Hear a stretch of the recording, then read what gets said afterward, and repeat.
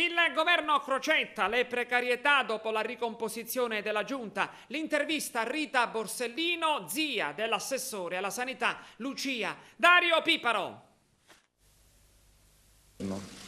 Tutti sappiamo che questa è una situazione... La politica ha spesso diviso assi familiari, anche ad alti livelli. Facciamo qualche esempio. Enrico Letta, ex presidente del Consiglio del Partito Democratico, ex Margherita e PP, nipote di Gianni Letta, fedelissimo berlusconiano dal 1994. Non sanguigno ma matrimoniale il legame che intercorre invece tra Nunzia De Girolamo, ex ministro prima del PDL e poi NCD, sposata con Francesco Boccia, parlamentare del Partito Democratico. Rita Borsellino è zia di Lucia, con un comune denominatore, cioè quel Paolo Borsellino che tutti conosciamo. Rita è stata candidata alla presidenza della regione contro l'allora uscente Totò Cuffaro, mentre ad oggi riveste la carica di europarlamentare del Partito Democratico. Lucia, figlia di Paolo, è ad oggi assessore invece alla sanità del governo Crocetta e in queste ore febbrili di rimpasto dovrebbe essere una delle poche certezze in giunta. Ma il commento di Rita nei confronti di Crocetta non è certamente benevolo.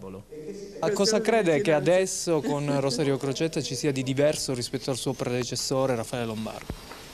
È una domanda molto difficile. Io mi chiedo che cosa ci sia stato di diverso tra Lombardo e Cuffaro, per esempio, quando sembrava che dovesse cambiare chissà che, invece purtroppo sappiamo com'è finita, sappiamo com'è andata. Non mi pare che ci siano dei progressi. I siciliani non credo che possano dire: oh, che bello, finalmente la nostra regione sta vivendo una stagione nuova.